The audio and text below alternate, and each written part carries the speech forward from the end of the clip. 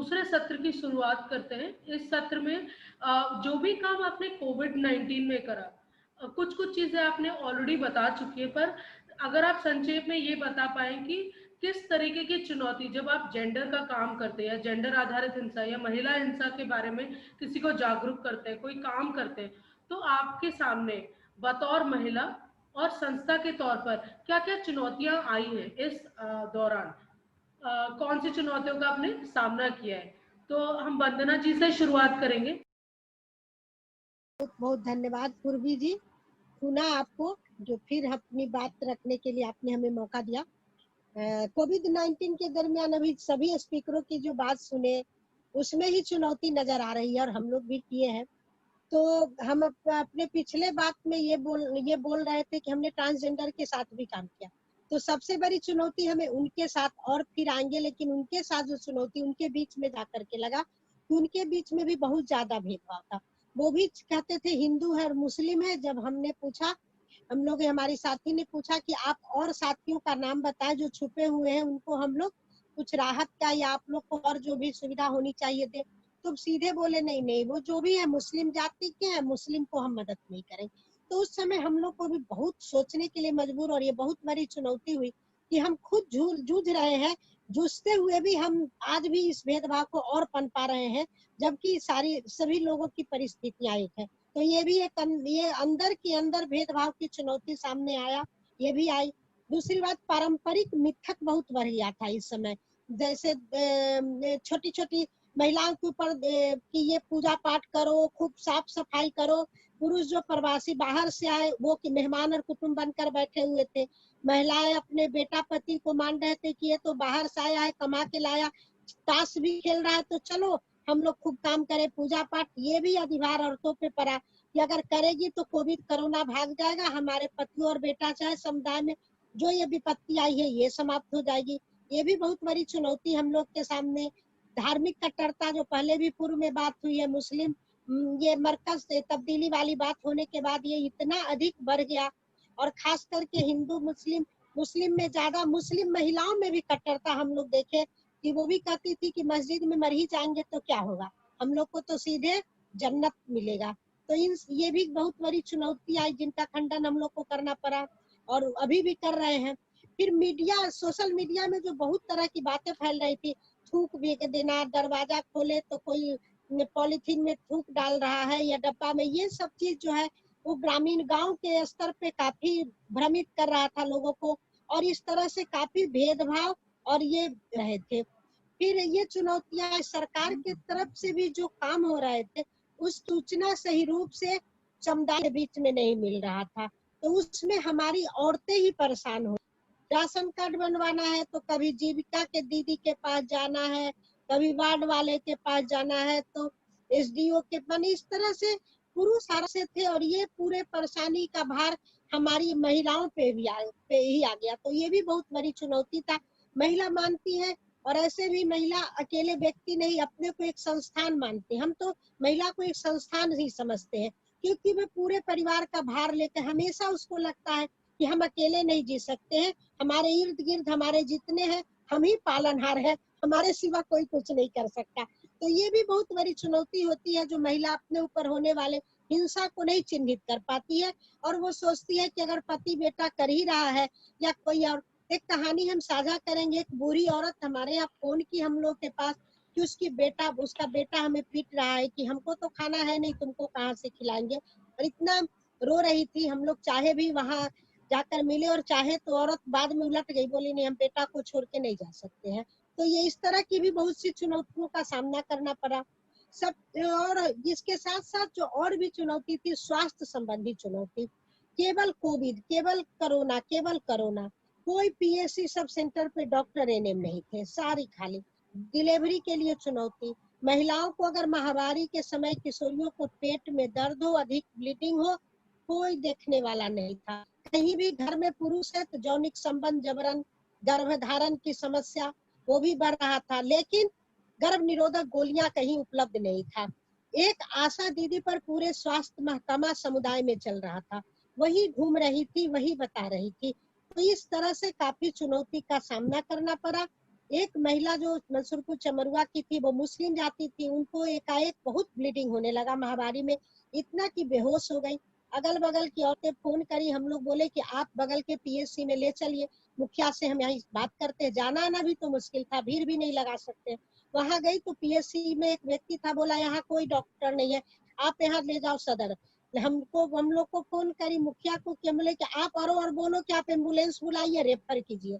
तब जाकर जब वो 4 महिला बोली तो महिला डॉक्टर आई और उसका इलाज हुआ। तो इस तरह से भी हम लोग महिलाओं को और उनको मजबूत करके इस तरह से इन चुनौतियों को जो आया उसका भी हम लोग सामना करते गए। तो इस तरह से अनेक प्रकार की चुनौती, अंदर की चुनौतियां आते गई, और महिला स्वयं इस हिंसा को जानते हुए भी कोविड-19 में ऐसा हुआ कि बस पेट और राशन के सामने सारी चीजों को भूल गई। भी महिला हेल्पलाइन में फोन होने पे वहां ये होता था, कोविड-19 है, हम लोग आ नहीं सकते, कुछ भी नहीं कर सकते। खाना के पास भी यही परेशानी थी, कोविड-19 है, हम लोग दर्द ने। तो जो भी तंत्र थे, जो महिला हिंसा के मामले में महिलाओं को सपोर्ट करने वाले थे, वो सब भी कोविड-19 के बहाने बंद थे, कोई कुछ भी नहीं कर रहा था। इन सब सारी चीजों की चुनौतियों को हम लोग को झेलना पड़ा, महिलाओं को मजबूत करना पड़ा। चुनौती को हम लोग अपने समुदाय की पर जूझेंगे और करेंगे, पंचायत में लड़के इसको रखेंगे। इस तरह से हम लोगों ने काम किया अपने समुदाय में। धन्यवाद। धन्यवाद वंदना जी। मेरे पास शब्द ही है बताने के लिए कि ये कितनी ज़रूरी चुनौती, और आपने इन चुनौतियों का सामना किया। आपका बहुत अभिनंदन इस चीज़ के लिए। अब हम रजनी जी के पास जाएंगे। रजनी जी, आप अपने बतौर संस्था और बतौर महिला आपने किन किन चुनौतियों का सामना किया, आप हमसे साझा करें। एक ये थी, दूसरी ये कि अगर हम सिर्फ महिलाओं की बात ना करें, सारे लोगों की बात करें, तो स्वास्थ्य की सबसे बड़ी दिक्कतें आ रही थी।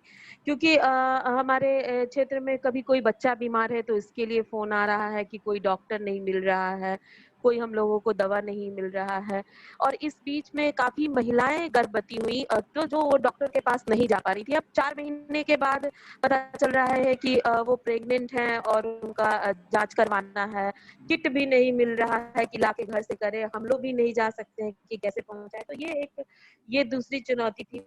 लोगों को उम्मीद बहुत ज्यादा, अगर कोई संस्था के रूप में वहां काम करता है तो वो उम्मीद एक बहुत ज्यादा हो जाता है, और सबके उम्मीद पे हम उतर सके ऐसा कोई जरूरी नहीं है। तो जैसे अगर राशन की बात करें, राशन बांटता है, और राशन में भी हमने महिलाओं को ध्यान में रखा, क्योंकि सरकार की तरफ से या और बाकी जिन्होंने भी राशन बांटा, हमने किसी में भी माहवारी को लेके सैनिटरी पैड वगैरह नहीं देखा कि कोई लोग उसमें बांट रहे हैं। तो हम लोगों का ध्यान था कि इस तरह से महिलाओं का ध्यान में रखे, क्योंकि महिलाएं हम लोगों से कह रही थी कि हम लोगों को बहुत दिक्कतें आ रही हैं इस चीज को लेकर। तो हम लोगों ने सैनिटरी पैड को रखा और महिलाओं से बातचीत करना शुरू किया कि कैसे करें हम लोग वहां पे ज्यादा से ज्यादा बातचीत लोगों से। मतलब उसके बाद जब हम लोग बहुत ज्यादा लोगों तक नहीं पहुंच सक रहे थे, तो हमने चुनना शुरू किया उसमें से कि कौन सबसे ज्यादा जरूरतमंद है। ये चुनना बड़ा मुश्किल था अपने ही क्षेत्र में, वैसे लोगों को चुन चुन के निकालना। लेकिन फिर आप विश्वास कीजिए, वहां के लोकल लोगों ने ही हमारा मदद किया कि ठीक है, हमारे पास अभी 4 दिन का राशन है, उसके पास नहीं है, वो भूखा है, वो भूखी है, वैसी महिला वो कहीं कमा नहीं सकती है क्योंकि वो विकलांग है। हम लोग ऐसे वैसे लोगों को चुने जिसमें बहुत सारी दिक्कतें आई, लेकिन हाँ फिर भी हम लोग उसे लोगों को चुने और चुन के काम किए। तो ये बहुत दिक्कतें थी। हम लोगों का सबसे बड़ा दिक्कत था, जो केस हमारे पास आ रहा था ना महिला हिंसा से जुड़ा हुआ, उसके लिए हम लोग कैसे आगे बढ़ के काम करें, ये दिक्कतें थी। क्योंकि थाना अगर पुलिस स्टेशन पे फोन करिए तो बहुत जल्दी सुनता नहीं है, लेकिन कुछ दिन लगातार फोन करने के बाद इस बार लॉकडाउन के दूसरे चरण में हम लोग देखे कि हम लोगों का 4-5 केस फोन थाना में फोन करने से वो सुधर गया, वो ठीक हो गया। तो वहां पे हम लोगों को मदद मिली। शुरुआत में बहुत दिक्कत हो रहा था कि कोई नहीं सुन रहा था, कोई जा भी नहीं रहा था। हम लोग महिलाओं के साथ कैसे काम करें, रात में किसी को घर से बाहर निकाल दिया गया। वैसे में हम लोग क्या करते हैं, अगर कोई ऐसी महिला है तो हम लोग बोल देते हैं कि ठीक है, आप अभी किसी परिवार वाले के यहाँ चले जाइए और सुबह सुबह मेरे ऑफिस आ जाइएगा। लेकिन अभी इस लॉकडाउन में तो महिलाएं मार खा के भी उसी घर में रह रही है, क्योंकि उनके पास कोई जगह नहीं है वो जहाँ जा सके। तो हम लोग जब बात कर रहे थे या महिलाएं हम लोगों से जब बात कर रही थी, तो ये समस्या बहुत बड़ा ये चुनौती के रूप में हम लोग देख रहे थे कि महिलाओं के पास कोई ऐसा जगह नहीं है जहां वो जाए, इसलिए वो मजबूर थी वो हिंसा सह के भी उसी घर में रहना। मतलब कई लड़कियों को दिक्कत था, काम का बोझ इतना ज्यादा, ये एक बहुत सबसे बड़ा चुनौती अगर औरतों के साथ आप देखें तो इस लॉकडाउन में सारे लोग घर में बैठ गए हैं। और इस बीच अगर ठीक है हम जान रहे हैं कि जिन लोगों के साथ हम काम करते हैं उनके पास इतना तो संसाधन नहीं है कि हर मतलब कुछ तरह तरह की चीजें वो बना के खाते रहे, पर जो भी बन रहा है वो लोगों को गर्म चाहिए। अब ये एक बहुत बड़ा समस्या कि हमको अगर दिन भर में 2 बार चाय चाहिए, और ऐसे तो महिलाओं के पास रोज बाकी दिनों में देखे तो थोड़ा समय होता है अपने लिए आराम करने के लिए, लेकिन इस लॉकडाउन में न स्कूल जा रहे हैं बच्चे, न पुरुष काम पे जा रहे हैं, तो वो महिलाओं के ऊपर काम का बहुत ज्यादा बोझ, और वो उन लोगों को बहुत ज्यादा दिक्कत हो रहा था। और सबसे बड़ा दिक्कत ये हो रहा था कि ऐसे में हम लोग डायरेक्ट कुछ नहीं कर पा रहे थे। ये सबसे बड़ी, हमारे पास सिर्फ कैडर का पहले फोन नंबर हुआ करता था। हमारे क्षेत्र में हम लोगों ने कैडर आइडेंटिफाई किया है, उसका फोन नंबर होता था। वैसे में हम लोग ज्यादा से ज्यादा लोगों तक अपना संपर्क नहीं कर पाते थे, ये हमारे लिए बहुत बड़ी दिक्कत हो रही थी। लेकिन बाद में अभी हम लोगों के पास नंबर है तो हम लोग उस हिसाब से काम कर रहे हैं, ज्यादा से ज्यादा लोगों से मिल रहे हैं, बात कर रहे हैं। जो चुनौती संस्थागत तौर पर और जो बतौर महिला तुमने एक्सपीरियंस की है वो हमारे साथ बता सकते हैं? अगर हम चुनौतियों की बात करें जो समुदाय में खासकर देखा गया है कि जो बिना मर्द की शादियां बहुत ज्यादा हुई है इस दौरान, कोरोना के दौरान, कि बहुत जल्दी इसमें शादियां कर देंगे तो कम लोग को पूछा जाएगा, कम कम खर्च लगेगा, इसके चलते शादियां बहुत जल्दी हुई है और बाल विवाह भी हुए हैं बहुत सारे। और देखा जाए तो लड़कियों की जो समस्या ज्यादा रही है वो फोन कॉल्स वाली रही है, कि उनका कहना था कि दीदी जो हम फोन पर बात कर लेते थे वो घर पर हमारा फोन तो एकदम ही बंद हो गया, क्योंकि हमें इतना ज्यादा रोका जाता था। वैसे भी हम जब फोन रखते थे तो घर वालों को पता ही नहीं चलता था। तो हम फोन पे जो हमारे दोस्त थे, जो हमारे जो जिससे हम प्यार करते हैं, जो जिससे दोस्ती हमारी सब छूटी जा रही है, क्योंकि हम किसी से बात ही नहीं कर पा रहे। इतना ज्यादा हमें रोक टोक में हमारे ऊपर है। और काम का अगर हम देखें, काम और आराम, हम किसके हिस्से में है, आराम किसके हिस्से में, ये हम सब जानते हैं।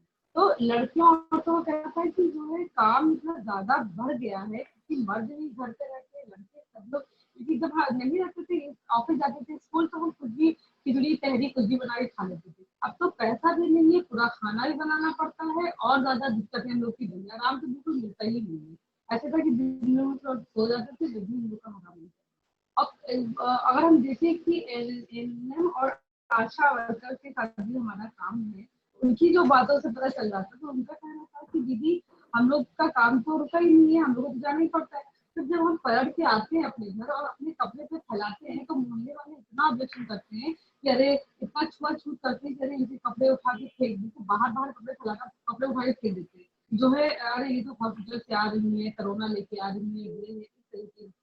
किस तरीके की इतनी ज्यादा चुनौतियां बढ़ती जा रही थी इस दौरान। और एक तो जो हम लोग का काम है वो स्लम बस्तियों में, ऐसे स्कूलों में जहाँ पर लड़कियों का जल्दी फोन नहीं होता है, वहाँ पर जो कॉलेज में लड़कियों से बातचीत हो रही थी, जो समुदाय में बातचीत हो रही थी युवाओं के साथ, तो उनसे बातचीत होना भी बहुत मुश्किल हो रहा था। सबके पास फोन नहीं है, एंड्रॉइड फोन नहीं है, हम बात मीटिंग चाहिए तो कैसे मीटिंग करेंगे, मीटिंग का लेवल नहीं, एंड्रॉइड फोन नहीं है। वन टू वन कॉल करना, उनसे बातचीत करना फोन से ही। अगर हम कोई जूम, अगर हम कॉल कर भी रहे हैं, वेबिनार रख रहे हैं, तो ऐसे लोगों के साथ जो यूथ थोड़ा सा शहर के हैं, तो यूनिवर्सिटी में पढ़ते हैं, वहाँ के यूथ से इन्वॉल्व हो पा रहे हैं। बाकी जो यूथ से बातचीत हो पा रही थी वो मुझे ऐसी हो रही थी, अलग नंबर है तो वो भी ऐड हो जाएंगे, वो भी इस तरीके से। तो इस दौरान जो चुनौतियां थी बहुत ज्यादा ही बढ़ गई काम को लेकर। उन्होंने लगातार जो कॉलेज में बातचीत करने की कोशिश कर रहे थे छात्र छात्राओं से कि किस तरीके से उनसे बातचीत की जाए, तो वन टू वन ही कॉल हम लोग कर पाते। जो भी हम लोग मीटिंग प्लान कर रहे थे तो जूम की मीटिंग तो कर ही नहीं पा रहे थे। अगर हम और कॉन कॉल भी करें तो कॉन कॉल में 5 से 8 तक ही लोग जुड़ पाते हैं, हमने उनको जोड़ दिया, हमने उनको जोड़ दिया।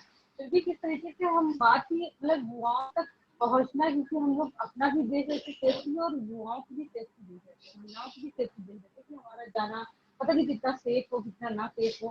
एक लड़की की है हमारे साथ जो 6 साल से पिछले जुड़ी हुई है, तो वो उसका बताना था कि जो है हमारे साथ दिक्कतें आई है बहुत ज्यादा, कि जो लॉकडाउन में पापा हमारे गांव चले गए, वहीं पर रह गए, नहीं रुक गए, और वहां पर लॉकडाउन जब हुआ तो इतनी ज्यादा परेशानी खाने पीने की हो गई कि कुछ कहने को नहीं। कि जब लॉकडाउन खुल गया, ये तो कि जो है बहुत सारे मोहल्ले वालों ने उसकी हेल्प की, तो जब हम लोग को पता चला तो उन्होंने राशन वगैरह की हेल्प की। फिर जब जून में लॉकडाउन खुल गया तो उसमें काम करने की कोशिश की, तो उसका किसी कुछ काम ढूंढ लेते हैं करते। तो उसकी तो एक दोस्त ने बताया कि एक बार काम ही है, लेकिन वहाँ पर गई तो वहाँ पर जब बातचीत हुई तो उन्होंने कहा काम तो है, पैसा तो अच्छा मिलेगा तुम्हें, और ये सोचो कुछ पाने के लिए तुम्हें कुछ खोना पड़ेगा। तो उसने कहा कि मुझे हम फोन किया, तो उसने कहा कि दीदी हम ऐसी चीजें काम नहीं करेंगे, हमने कहा बिल्कुल मत करना। तो किस तरीके से लड़का लोग फायदा भी उठाते हैं, इस दरमियान फायदा भी उठाने की कोशिश बहुत की है ना। अगर ऐसे जैसे बहुत सारे युवाओं ने कहा कि हमारी जॉब छूट गई, वो इतने गांव के अंदर रहता है, वहाँ अभी वहां से बसें नहीं चलेंगी आने जाने में, तो किस तरीके से उसकी क्लिनिक का काम भी छूट गया। वहां से फोन आया कि तुम्हें हम मेरठ के लिए का इतना महीना हो गया है, और उसको MSW करना था, MSW भी पढ़ाई उसकी जो है नहीं हो पा रही है। धन्यवाद रुबीना। आप पूनम, क्योंकि हमारे पास महिला अधिकार मंच के अभी भी नहीं जुड़े, पूनम आप अपनी बात रख सकते हो, क्या क्या चुनौतियां आपने फेस की और क्या क्या समस्याएं बतौर महिला, और अगर आप चाहो तो जो जो बातें महिला अधिकार मंच के साथी ने आपसे बांटी हैं वो भी आप हमारे साथ बांट सकते हैं। जी बिल्कुल। जी मेरा अभी अभी एकता महिला अधिकार मंच के दीदी लोगों से बात हुआ, तो वहाँ पे काफी बारिश हो रही है, तो और बिजली भी है, तो इसीलिए वो लोग कनेक्ट नहीं कर पा रहे हैं, कुछ नेटवर्क इशू है, तो वो लोग ट्राई कर रहे हैं, अगर हो जाएगा तो वो जरूर आएंगे। जी बिल्कुल। जो चुनौती का अगर बात करेंगे तो महिला हिंसा का अगर सिर्फ बात करेंगे तो हिंसा के विभिन्न अगर प्रकार है, जैसे मानसिक हिंसा हो गई, यौनिक हिंसा हो गई, शारीरिक हिंसा हो गई, आर्थिक हिंसा हो गई। ये कोविड-19 जब से शुरू हुआ है, इन सारे तरह के हिंसा के केसेस काफी बढ़े। एज ए रिसर्च स्कॉलर जो मैंने कुछ खुद से जो देखी है डेटा, वो ये कहती है कि अभी भारत भर में जो जब लॉकडाउन जब से शुरू हुआ 4 फेजेस में, उसमें जितने घरेलू हिंसा के केसेस आए हैं वो पिछले 10 साल के उस दौरान, मतलब उस समय सीमा के दौरान में जो केस रजिस्टर्ड है वो 10 साल के डेटा से बहुत ज्यादा है। तो इससे हमको पता चलता है कि कोविड-19 जब से शुरू हुआ है तब से ही घरेलू हिंसा के केसेस तो बहुत बड़े ही है, और साथ ही बाकी तरह के मानसिक या आर्थिक हिंसा भी बहुत तेजी से बढ़ रही है। तो जो जमीन पे जो हम लोगों के दीदी लोग जुड़े हुए हैं, उनसे बातचीत करके जो मुझे मालूम हुआ है कि हमारे यहाँ पे प्रधान संस्था महिला संगठन के साथ काम करती है। हर टीम के जो कम्युनिटी के साथ काम करते हैं, वहाँ पे पहले हम महिला संगठन बनाते हैं, और उस महिला मंडल में 10 से 20 महिलाएं रहती है। उसके ऊपर संगठन होता है, एक ग्राम संगठन में 7 से 10 महिला मंडल रहते। तो सबसे जो बड़ा सपोर्ट सिस्टम होता है महिलाओं का, कि वो महिला मंडल के मीटिंग में हर वीक में जाएंगे, हर हफ्ता एक जाएंगे, उसमें बचत भी करेंगे और साथ में बातचीत करेंगे कि अपने जीवन में क्या हो रहा है। वो जो सबसे बड़ा सपोर्ट सिस्टम था, वो कोविड-19 जब से हुआ है तब से वो टूट गया, क्योंकि महिला मंडल के दीदी लोग अभी हर हफ्ते मीटिंग में नहीं जा पा रही है, ना ही वो VO मीटिंग, जो ग्राम संगठन के मीटिंग है, वो कर पा रहे हैं।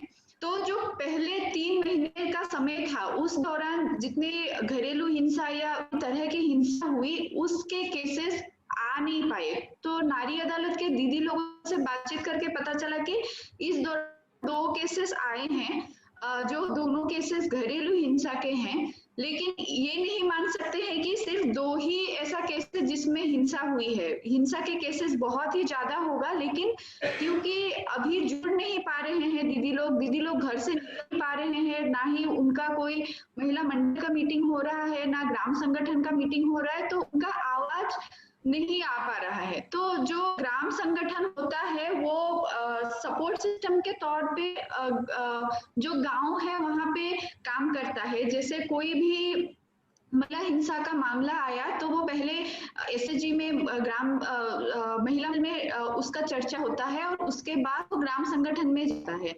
और ग्राम संगठन कभी कभी कुछ केसेस को वहीं पे सॉल्व करने का भी ट्राई करते हैं, जैसे उनके परिवार में जाके उनके पति को समझाना या घर वाले को समझाना, इस तरह के काफी सारे केसेस है पहले का। लेकिन अभी क्योंकि वो नहीं हो पाया है, और कभी कभी अगर लगता है कि कुछ केसेस बहुत ही ऐसा जरूरी है उसको आगे में ले जाना, तो वो ग्राम संगठन ही उनको बोलते हैं कि ये केस आप नारी अदालत तक ले जाइए, और वो ग्राम संगठन मदद करती है उस प्रोसेस में कि किस तरह से आप एक केस दर्ज करते हैं।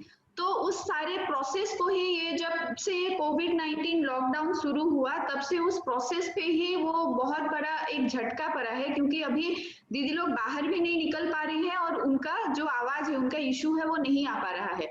तो लेकिन पिछले 2 महीने से नारी अदालत फिर से अपना बैठक शुरू किया है। वो नारी अदालत का बैठक हर महीने 30 तारीख को होता है, और जिस दिन मतलब अलग अलग गांव के अगर कुछ केस है तो उस दिन दर्ज किया जाता है। तो इस दौरान 2 केसेस आए हैं, और जो बाकी जो इश्यूज है, जैसे ग्रामीण लेवल पे है, उसका भी अभी एसएजी का मीटिंग कुछ दिनों से शुरू हुआ है, वीओ का मीटिंग भी बैठने लगा है, सीएलएफ मीटिंग भी होने लगा है। लेकिन बीच में जो टाइम था हम लोगों का, मार्च के 25 तारीख से लेके आपका जून तक, जिस टाइम पे टोटली लॉकडाउन था, किसी को निकलना बहुत मुश्किल था, उस टाइम पे काफी सारे हिंसा के केसेस है जो कि सही जगह तक नहीं पहुंच पाई है। और दीदी लोगों ने जैसे बोला है कि उन लोगों ने कुछ नंबर्स दिए ताकि हेल्पलाइन जैसा हो, वो लोग कॉल कर पाए, घर बाहर ही नहीं निकल पा रहे हैं। तो उस दौरान काफी चुनौतियां आई थी। और अभी का अगर प्रेजेंट का बात करें तो भले ही अभी लॉकडाउन हट गया है, लेकिन सबका अपना हेल्थ को लेके रिस्क है। तो ग्रामीण अंचल में अभी भी काफी कम गाड़ियां चल रही है। जैसे दीदी लोग बोल रही थी, उनको ऑफिस में आने के लिए या फिर जो फेडरेशन का मीटिंग करते हैं, नारी अदालत का मीटिंग करते हैं, उनको ब्लॉक में आना होता है पोरैया हाट से, और उनका घर उनसे काफी 20-25 किलोमीटर दूर है। तो वहां से उनको ऑटो मिलना भी काफी मुश्किल हो जाता है, किसी से संपर्क करना बहुत मुश्किल हो जाता है। पहले वो लोग काफी एक्टिव थे, वो एक दूसरे से चर्चा करते थे, अलग अलग प्लेटफॉर्म में जाते थे। जैसे गोड्डा में जिला लेवल पे कुछ ऐसे संस्थाएं हैं जो महिला हिंसा पे काम करते हैं, उनसे बातचीत करते थे, लेकिन वो सब अभी कम हो गया है। लेकिन ये भी है कि जैसे आज वेबिनार ये कंडक्ट किया गया, तो वो अपने से वो अरेंज की गाड़ी वगैरह, और पोरैया हाट ऑफिस में, प्रधान ऑफिस में आके यहाँ पे अटेंड किया। तो एक दीदी ने मुझे ये भी बोला कि हम लोग 3-4 महीने में कोई इस तरह का चर्चा किए ही नहीं है, जो पहले हम लोग काफी एक्टिव थे। तो अभी लगता है कि लॉकडाउन में भी कुछ वेबिनार या फिर इस तरह के अगर संसाधन मिले, जैसे दीदी लोगों के पास किसी के पास भी स्मार्टफोन नहीं है, तो ये प्रधान ऑफिस ने ही, प्रधान टीम ने वहां से ऑर्गेनाइज किया कि वो लोग यहाँ पे अटेंड कर पाए। तो उस तरह का भी दिक्कतें हैं कि वो लोग चाहते तो हैं कि और जाने और चर्चा करे, ताकि बाकी संस्थाएं भी है जो उनको मदद करे, लेकिन कुछ ऐसे संसाधन की कमी के वजह से और बाकी तरह के कम्युनिकेशन में उनको दिक्कत आ रही है, उसके वजह से वो नहीं कर पा रहे हैं। Thank you Poonam. ये एक सबसे बड़ी चुनौती है, संसाधन की कमी ना होना। तो और मुझे लगता है कि मैं इसीलिए वेट कर रही थी कि अगर वो ज्वाइन कर पाए, पर ठीक है। अब हमारे आखिरी स्पीकर मोना, आप अपने जो भी आपने चुनौतियों का सामना करा इस दौरान हमसे साझा कर सकते हैं।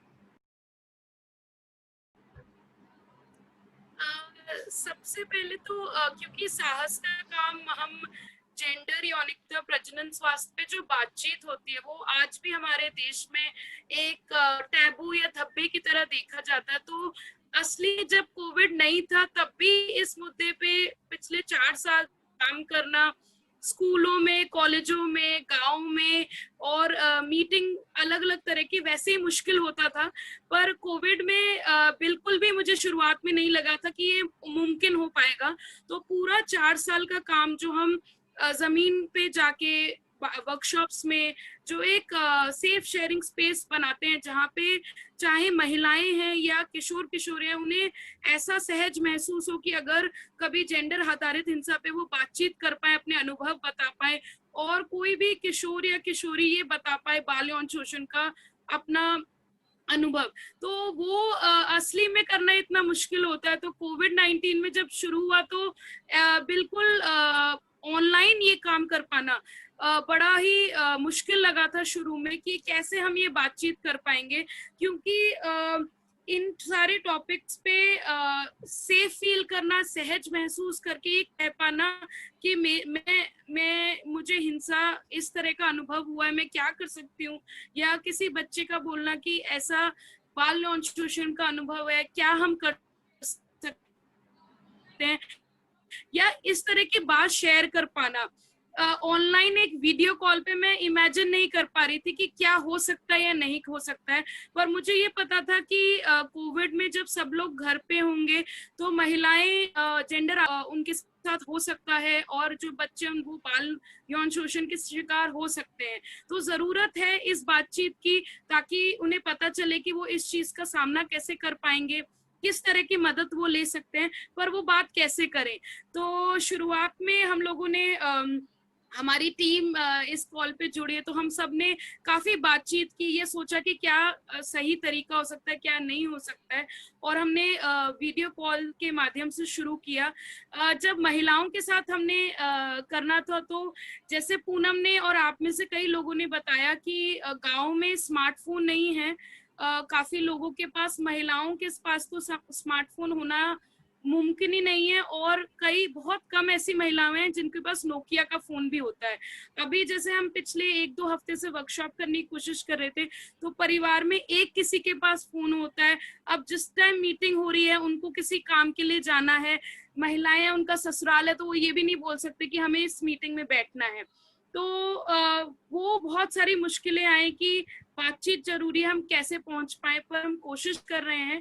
और वीडियो कॉल में भी जब हम, जैसे अभी हम सरकारी स्कूल के बच्चों के साथ बातचीत कर रहे हैं, तो क्या होता है कि बच्चों के पास भी स्मार्टफोन नहीं होता है, घर में मम्मी पापा का स्मार्टफोन है, और जो हमारी बातचीत है शारीरिक बदलाव की, या सेक्स एजुकेशन की, या फिर बाल यौन शोषण की, तो बच्चा इतना सहज महसूस करे कि वो अपने सवाल खुलकर हमारे साथ में रख पाए, इसके लिए बहुत कोई बड़ा आसपास ना हो। तो शुरू में वो भी दिक्कत होती है कि क्या मम्मी पापा बच्चे को फोन दे देंगे कि वो एक जगह इस वर्कशॉप में हिस्सा ले पाए। तो वो भी दिक्कतें आ रही हैं कि अगर किसी की मम्मी खड़ी है तो, और हम शारीरिक बदलाव की बात करें, तो बच्चा सहज महसूस करेगा ही नहीं, और वो अपनी खुल के बात नहीं रख पाएगा। तो ये सारी चीजें देखने को मिलती हैं, पर वो हम वर्क थ्रू कर रहे हैं, और जितना हम लोग फोन से पहुंच पा रहे हैं, जूम के माध्यम से पहुंच पा रहे हैं, ये समझ में आ रहा है कि अभी बहुत ज्यादा जरूरत है, और कैसे हम पहुंच पाए। दिक्कतों के साथ ही चल रहा है, पर कोशिश हमारी जारी है, क्योंकि अब ये सारी बातचीत इस समय, कोविड के समय, बहुत जरूरी है। दूसरा, साहस में हम जो काम करते हैं, क्योंकि हम जुड़ के कोलैबोरेशन से करते हैं, तो लोग जो हमारे सेम मुद्दों पे काम करते हैं उनके साथ जुड़ पाए और ज्यादा लोगों तक पहुंच पाए। वो कोविड में जैसे मार्च से जून तक हो ही नहीं पाया, तो जो भी हम जिन लोगों को जानते थे उनके माध्यम तक हम बच्चों तक पहुंचे, महिला तक, पर हम नए लोगों, या कहाँ जरूरत है इस बातचीत की पूरे देश में, वहां पहुंच नहीं पा रहे थे बिल्कुल भी। ये वेबिनार एक पहला मौका है जिसमें हम भारत के अलग अलग जगहों से महिलाओं जो सेम मुद्दे पे लगभग काम करती हैं उनसे बात कर पा रहे हैं। तो ये बहुत टाइम से हम सोच रहे थे, और अब जाके हम ये पहला अनुभव है जहाँ पे हम एक कोलैबोरेशन एक देख पा रहे हैं कि किस तरह से काम होता है, मैं कितना सीख सकती हूँ, हम कितना और बेहतर काम कर सकते हैं आप लोगों से जो जानने और सीखने को मुझे मिल रहा है। तो ये एक और चुनौती है जिसका हम साथ ही सामना कर रहे हैं। धन्यवाद। धन्यवाद मोना। बहुत खुशी हो रही है मुझे कि एकता महिला अधिकार मंच के साथ ही जुड़ गए हैं। जस्ट बताने के लिए कि अभी हम बात कर रहे थे कि हमें किस तरीके की चुनौतियों का सामना करना पड़ रहा है। तो अनिता जी और आप साथीगण अगर अपने जो एकता महिला अधिकार मंच को इस दौरान चुनौतियों का सामना करना पड़ा है। अगर वो आप अपनी बात रख पाए तो अब आपके पास समय है। सब काम करने के दौरान तो सबसे पहले है कि आपके भी चुनौतियां आ रहा है, लेकिन बार बार बोलने के बावजूद भी लोग ने मतलब उस बात को उतना अच्छे से नहीं लेता है कि हाँ मास्क लगाना जरूरी है, इतनी बना के रखना जरूरी है। मतलब उनके समझ में है कि गांव में ये कोरोना वायरस का कुछ नहीं है, लेकिन हम लोग ने जो समझ पाया है उनको हम लोग बताने का कोशिश किए हैं। और उसी से जुड़ा हुआ दिक्कत जैसे कि हम लोग को जब हम लोग मतदान चलाए, मुख्यमंत्री किसान योजना चलाए, इसमें से भी काफी दिक्कतें हुए। लोगों ने नियम का पालन नहीं अच्छे से कर पा रहे थे, उसको पालन करवाने में काफी मुसीबत आया हम लोग को। महिला हिंसा में जो महिला को खान पान को लेकर के काफी दिक्कतें आई, तो ये सब जगह में भी मतलब उतना रिप्लाई नहीं मिलता था कि हमारा जो केसेस है, जो पीड़ित है, उनको हम संतुष्ट कर पाए। उस कोविड 19 के तहत बहुत सारी दीदी मतलब बहुत सारी जिससे जूझ रही थी, हम उसको अच्छे से नहीं कर पाए। ये बहुत भारी दिक्कत हुई हम लोग के साथ। और ये दिक्कत अभी फिर से अभी शुरू हुआ है, हम लोग मीटिंग भी शुरू कर दिए हैं करने के लिए, और दीदी जो है आ रही है, तो हम धीरे धीरे उसको सॉल्व कर रहे हैं। प्रधान जोहार रंबा देवी। हम लोग का जो लाइफ में जो हम लोग का चुनौतियाँ आया कि गांव में गर्भवती दीदी को प्रसव कराने में भी हम लोग का बहुत दिक्कत आया कि जो जहाँ हम लोग का ले जाने का जगह है हॉस्पिटल, वहाँ नहीं जाने के बाद भी नहीं कोई सुना। और हम लोग का जैसे कि महिला हिंसा पहले हम लोग का खाना में कोई नहीं पचता, कोई नहीं हम लोग को बैठने के लिए बोलता। अभी हम लोग कुछ रिश्ता बनाए तो अभी हम लोग का सब कुछ मान सम्मान भी मिल रहा है, बातचीत भी अच्छे से खानादार में कर रहा है हम लोग का। और अभी जो चल रहा है अभी तो हर कहानी और आप सबकी चुनौतियों को सुनकर मुझे बहुत वो लगता है कि आप कितना सारी समस्याओं से जूझ रहे हो। और सच कहूँ, मैंने ये सारी कहानियां और ये सारी चुनौतियां ऐसे ऊपर कोई बात करते हुए नहीं सुना है। अलग अलग तरीके की बातें सुन रहे। कोविड में कोविड बहुत हो रहा है, पर हमारी जो देश है उसमें और समस्या है। सब बहुत ही सब लोग बोलते हैं ऑनलाइन काम कर लो, पर ऑनलाइन काम करने के लिए फोन होना जरूरी है। फोन भी नहीं है, स्मार्टफोन तो बहुत दूर की बात है। उसके अलावा बहुत सारे संसाधन की, बेसिक संसाधन की, औरतें घर में है, सब बंद है, कहाँ मदद से किससे मदद मांगे। तो ऐसे में जो आप लोग कोशिश कर रहे हो, जितना अच्छा काम कर रहे हो, ये बहुत ही सराहनीय है।